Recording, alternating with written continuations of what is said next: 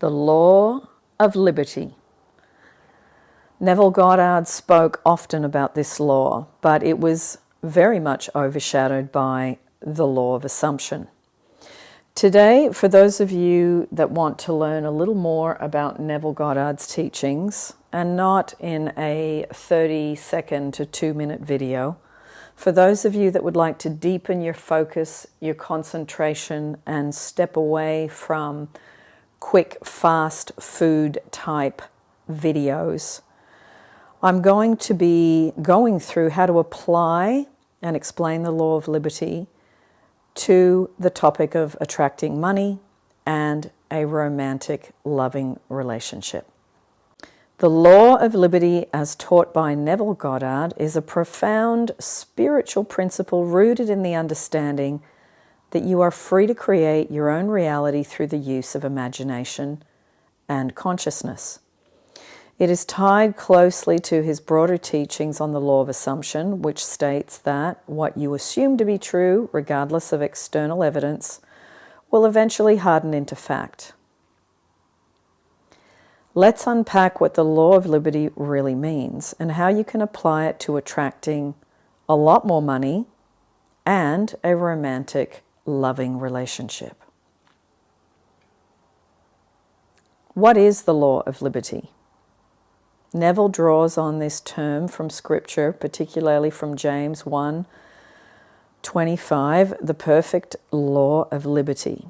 For Neville, this law represents the freedom of the individual to choose and assume any state of consciousness.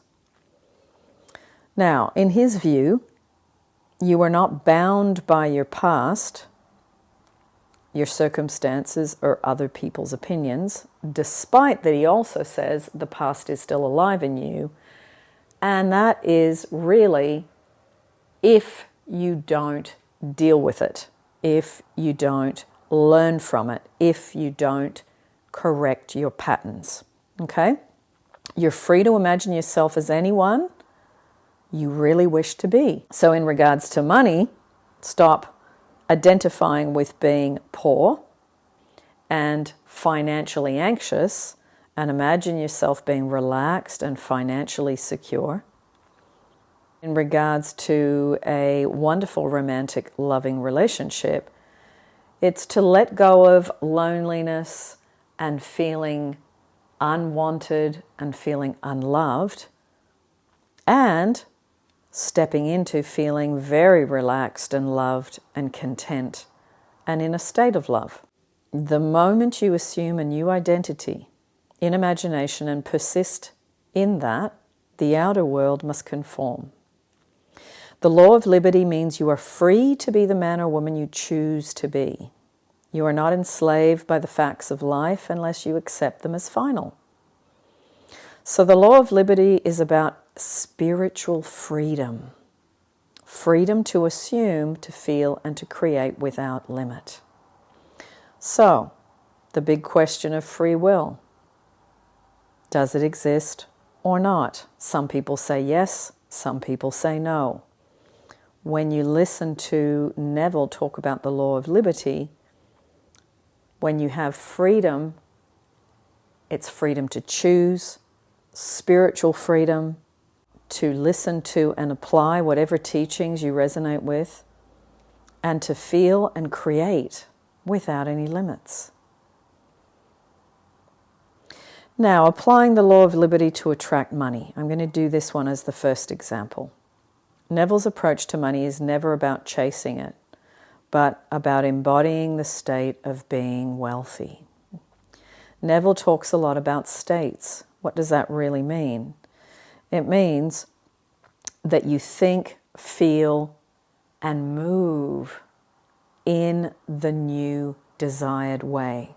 So instead of walking around hunched over, feeling poor and anxious and worried, you would stand up straight, you would hold your head high, you would be confident, and you would feel secure and relaxed about money. So now defining the end.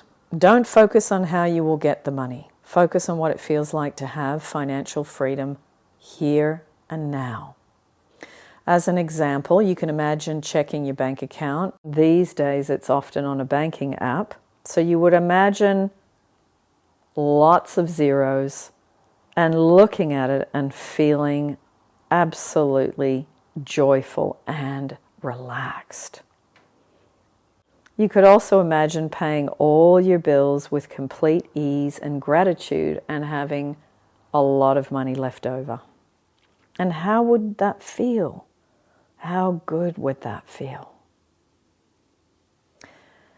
Now, the second example is entering the state of the wish fulfilled. Now, Wayne Dyer calls it the wish fulfilled. Neville Goddard calls it living in the end. It means feeling the reality of your desire as though it has already happened.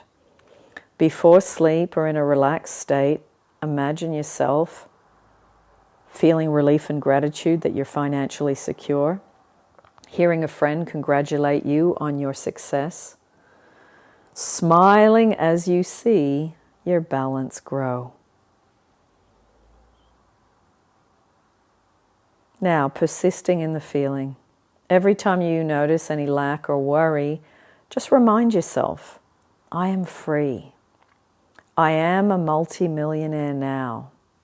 God is the source of my supply, inexhaustible and immediate. It's crazy how much money comes to me. I have a trust fund. I trust Source to provide me with everything I need and want. Persistence, not effort, is key. You are liberating yourself. Hence the law of liberty. You're liberating yourself from the state of not having enough money, the stress, the anxiety, the worry, the anger of not being able to pay people or people wanting to extract money from you. The state, or as Neville says, dwelling in the state of already being wealthy. That relaxed state of knowing I have more than enough. I'm now going to go into the second example of applying the law of liberty to attract a romantic relationship. The same law applies. You are free to assume yourself as loved, desired, and in a fulfilling relationship. So, number one, you choose the state. You decide who you are in relation to love. You don't focus on attracting a person. Okay? You focus more on the state of being loved. Ask yourself, if I were already in a loving relationship, how would I feel? How would I think, move, and speak? Number two, imaginal acts. Visualize holding your partner's hand, sharing laughter, feeling mutual affection. Hear the words, I love you, in your imagination. And feel the emotional reality of being really important to this person. Neville emphasized that your imagination is the creative power of the God within you. So every time you feel love, you are creating it. Number three, living from the end, or living in the end, or living from it. It's been said in many different ways.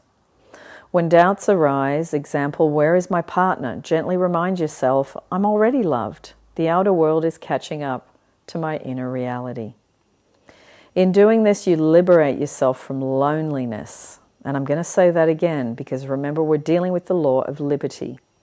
You are liberating yourself from loneliness and stepping into the consciousness of love, which inevitably manifests in your outer life. Now, the deeper essence of the law of liberty. It's not about control. It's about inner sovereignty. Now, for those of you that don't know what sovereignty means, it's supreme power or authority. So it is about your inner supreme power and authority. You are the operant power, the one who chooses your assumptions. So when you realize that your imagination creates reality, you stop being a victim to circumstance, you stop waiting for permission, and you live as the creator, not the creation. Man is all imagination, and God is man and exists in us, and we in him. The eternal body of man is the imagination. Neville Goddard, The Law and the Promise. Now, for those of you that haven't read that book, it is the book out of all of Neville's books that has completely transformed my life. I used to read the stories over and over again, and I can tell you that the doctor and his wife's story at the beginning of the book, I read over 100 times. I dissected it, I wrote notes, and then from those notes I applied it to my current situations. And that was really helpful in me manifesting, 1, my relationship, 2, my business, 3, moving to another country to be with the man of my life, and also to be able to travel back and forth to Sydney, Australia from London to spend time with my beloved mother and my dear friends of 30 years. This is a lesson of learning to harness your own mind and to use it to work for you, not against you. One of the greatest things that costs us a lot is allowing our minds to wander around and do whatever it wants. So, for those of you that would like to explore more the law of liberty and also the law and the promise, I will put in the description of this video and at the end of the video on the actual screen the study class that I did with a group of participants live, and we went through and broke down the entire book, The Law and the Promise. So I hope you enjoy it as much as I have. I've been reading that book since the mid-90s, and it is a book that I go back to again and again and again. I think it's the book that saved me.